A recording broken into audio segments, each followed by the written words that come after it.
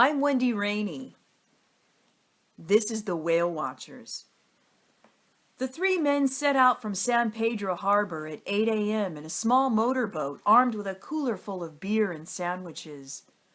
All three had Tuesday off from their production jobs in Hollywood. Danny took the helm, putting on his Dodgers baseball cap, his iPad blasting Jimi Hendrix, while Hank snapped photographs of the USS Iowa and various cargo ships docked along the port. Steve was already drinking a beer, and Danny, steering the wheel with his elbows, was rolling a joint that he planned on smoking once they got out of the harbor and into prime whale-watching territory. "This is the life, man. This is the fucking life," Steve said as he lay back in his seat adjusting his sun visor, his right hand skimming the water. He reached for the can in his drink caddy and chugged it down. "So what happened last week?" Hank asked Steve. "We saw two grays just off Portuguese Bend," Hank said, still snapping shots of the harbor boats. "Fuck! I wish I hadn't missed that," Steve said, throwing back his brew. "Last week I was stuck with another director who thinks he's Stanley Kubrick. 40 takes to get a couple of dumb models to step out of a car in front of a green screen." Steve pulled out a pair of binoculars, studying a flock of seagulls on the horizon. "Those Honda people really opened their wallets for this one. Golden hours, but it knocked me on my ass," Steve said. Finishing his beer, he let out a belch and grabbed another can from the ice chest. "That's the last time I'm ever dealing with that shit again," Steve sighed and chugged down more of his beer. "Sucks, man, but the money's worth it," Danny said, putting his joint kit away. "No," Steve said, "it's not worth it anymore." Steve slouched down in his seat, looking off into the distance. The binoculars hung from his neck. Danny, spotting Hank's plumber's ass, grabbed his smartphone and took a shot of Hank bending over to get a photo of a tugboat. "Dude," Danny called out to Hank, "I just sent a shot of your ass to Marie." Without turning around, Hank gave Danny the finger. Danny snapped a shot of that too. They slowly made their way out of the harbor. Hours passed while Hank took photos of boats and marine life. Danny stayed at the helm, blasting Otis Redding and Cream from his iPod. Steve was quiet as he drank one beer after another. Danny fired up the weed, handing joints to Hank and Steve. Steve smiled, inhaling deeply. He let the smoke linger in his lungs for as long as he could before exhaling and then taking another long, deep drag. He played air guitar during a riff in Cream's Strange Brew. Danny picked up an imaginary guitar and joined in for a few moments, but then cut the music as they approached a buoy with several sea lions sunning themselves. The baby sea lions had flopped on their backs and bellies of their mothers and fathers in a blubbery, drunken sleep, their wet skins glistening in the sun. Two adult males were hoisting themselves up on their front fins, eyeing the boat. Hank focused the camera in on the babies and managed to get several expert shots. Danny maneuvered the boat so that they continuously circled the buoy at a 50-foot radius for the next 5 minutes. Steve inhaled the aroma of the sea lions. They smelled of fish, seaweed, and salt. He noticed the way one of the mothers had her left front fin protectively around her cub.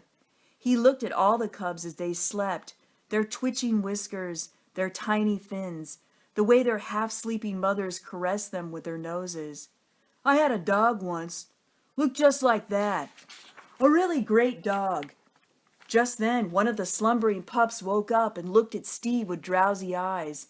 He barked several times as he slid off his mother's back, waddled to the edge of the buoy, and dove into the ocean. The father sea lion followed him. Hank and Danny hadn't noticed that Steve had started to cry.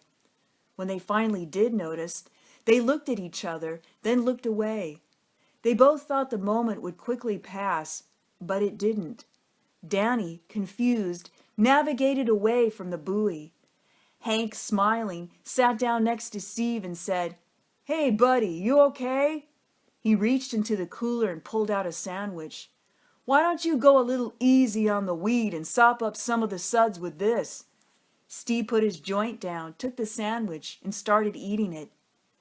"Hank," You ever wonder why we spend most of our time doing things we don't want to do? I never thought about it until a few months ago, but now it just eats at me all the time.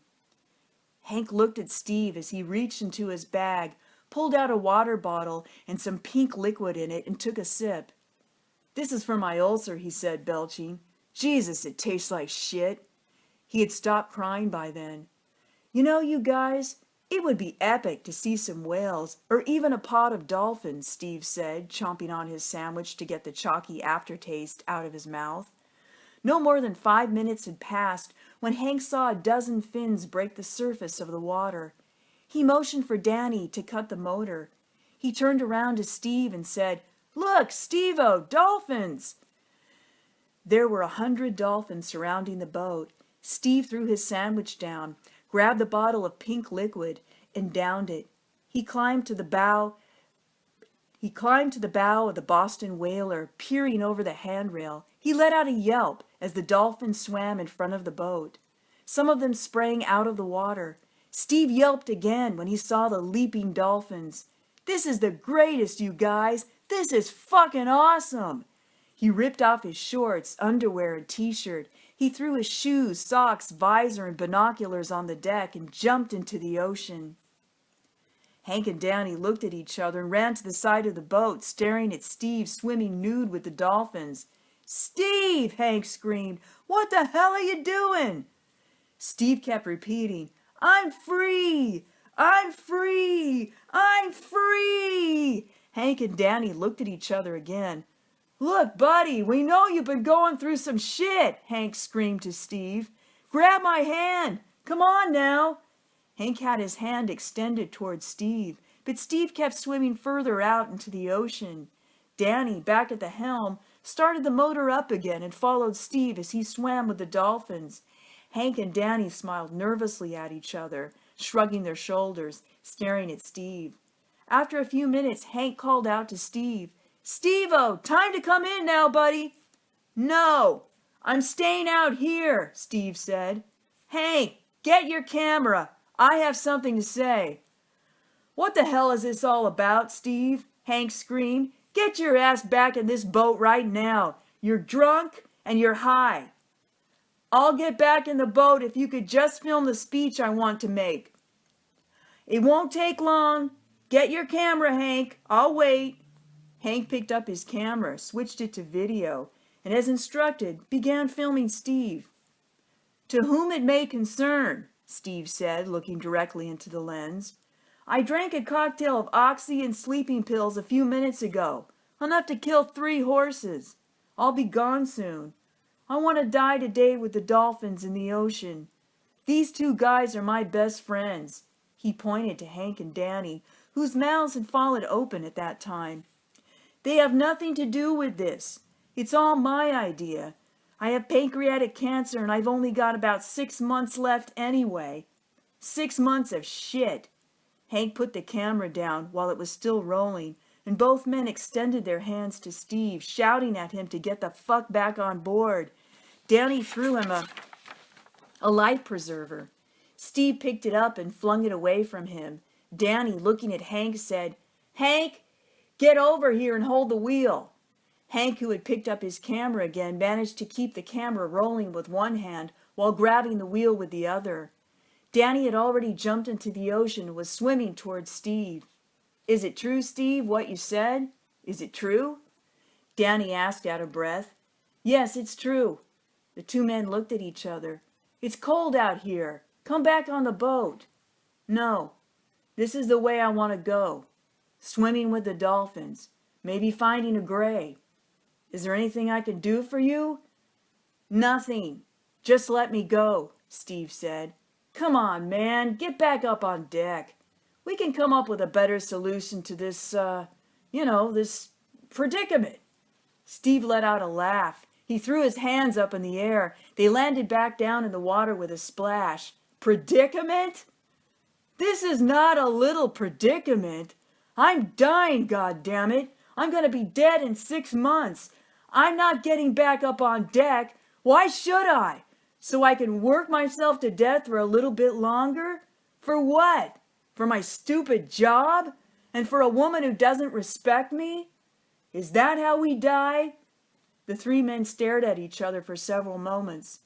What was any of it ever for? What the fuck was any of it ever for? Steve shouted to Hank and Danny. Hank and Danny looked at each other. Hank let out a heavy sigh, shaking his head. "It's what we do, Steve." "Well, it's not what I do anymore. I am now a free man," Steve shouted, smiling. He turned around and dove into the ocean. Hank and Danny could see his bare behind just before it became submerged by the dark water. They stared at the bubbles that surfaced as he swam several feet away from the boat. When he came up for air, he said, "Hank, I'm going to finish up here. Put your goddamn camera on me." Hank picked up his camera and looked at Steve. "What are you waiting for, motherfucker? Put your goddamn camera on me now." Hank put his eye up to the camera lens and focused in on Steve. "There is a sealed envelope to my lawyer in my safe deposit box at the bank." Steve swam closer to the camera. "Fuck you, Carol. You soul-sucking leech. I supported you for 30 years, and all you do is go on Facebook and Twitter and bitch about how stupid men are with all your feminist pals who are also living off their husbands. Well, you'll soon be doing a new dance, honey. It's called working. The gravy train has stopped, baby. Consider yourself liberated.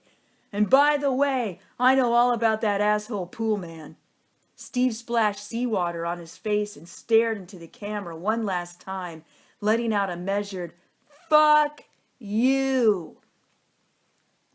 Steve looked at Hank and Danny. Danny extended his Hank to Steve. Steve, smiling, nodded his head no. "Listen, you two assholes have been my only real friends for the past 25 years, he said, smiling at Hank and Danny. "You're the only ones I give a shit about." Steve looked at his friends one last time. He then focused his gaze at the ocean's distant horizon. "I'm sorry to put this on you." Steve shook his head. Hank and Danny looked at each other again, then at Steve. "Danny, crank up Hendrix," Steve said. "You know the song I want to hear." Danny found the song he knew Steve loved the most and blasted it from the small boat. Steve sang the words, "Purple haze all in my brain. Lately things don't seem the same. Acting funny but I don't know why. 'Scuse me while I kiss the sky." He threw his head back and howled in the air. "Now I'm going to go find me some of those grays," he slurred. Steve felt his muscles relax. He let the current carry him away from the boat. Smiling, he gave a slow wave to Hank and Danny, who only half raised their hands to him, while Hendrix belted out, "You got me blowing my mind. Is it tomorrow or the end of time?" He turned around and swam further and further out into the ocean. Hank and Danny watched their friend swim away from them until he was barely a dot on the surface of the sea. Hank turned off the camera and put it down, unable to speak. Danny turned the Boston whaler around and headed back to the port. Both men were silent as they cracked open fresh beers and ate their sandwiches. Afterward, they each lit up a joint. They leaned back in their seats with their sunglasses on, taking their hats and shirts off to let the afternoon sun shine on their faces and warm their bodies. They inhaled the marine air and watched the seagulls flying above them. In the distance, they heard the bark of sea lions on the buoy. They had never felt more alive.